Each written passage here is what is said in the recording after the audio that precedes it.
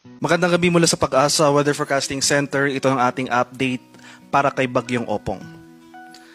Kaninang alas 10 ng gabi, huling namataan itong sentro ni Severe Tropical Storm Opong dito sa layong 260 kilometers kanluran ng Calapan City sa may Oriental Mindoro. May taglay itong lakas ng hangin na malapit sa gitna na umaabot ng 110 kilometers per hour, pagbugso na umaabot ng 135 kilometers per hour. Yung movement nito ay west-northwestward sa bilis na 35 kilometers per hour.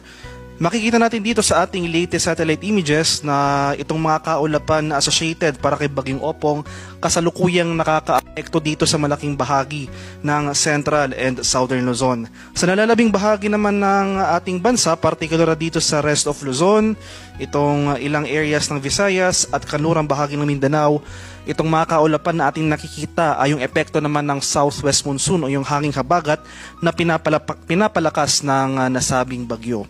Mas maliwanag sa panahon na ating inaasahan sa mga susunod na araw dito sa nalalabing bahagi ng Mindanao, pero nandiyan pa rin yung mga tsansa ng mga pag-ulan na dulot ng localized thunderstorms. So balikan po natin yung mga areas na pinaglandfallan ng sentro ni Bagyong Opong. So yesterday, 11:30 PM, prior to landfall dito sa bahagi ng Eastern Samar, particular na sa bayan ng San Policarpo, ay nag-intensify into a typhoon itong si Opong, and after intensification ay naglandfall ito sa San Policarpo, Eastern Samar. Patuloy itong gumalaw generally west-northwestward. Nagkaroon tayo ng pangalawang landfall sa bayan ng Palanas sa may Masbate. Binaybay nito itong area ng Masbate at nagkaroon ng pangatlong landfall sa may Milagros, Masbate ng 5:30 AM kaninang madaling araw.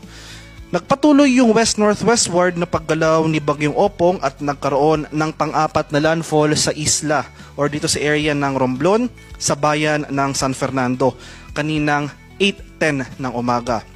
Nagkaroon tayo ng pang-limang landfall dito naman sa Alcantara, Romblon ng 9:20 AM kaninang umaga, and then gumalaw ito generally west-northwestward at nagkaroon ng final landfall or yung pang-anim na landfall sa bayan ng Mansalay sa may Oriental Mindoro kaninang 11:30 ng umaga.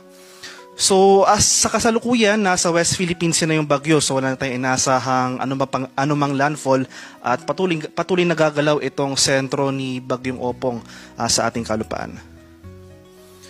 Inasahan naman natin na makikita natin dito sa ating latest track and intensity forecast na ilang areas pa rin na ating bansa sakop nitong itong bilog na shaded by yellow. So ito yung mga pagbugso ng hangin.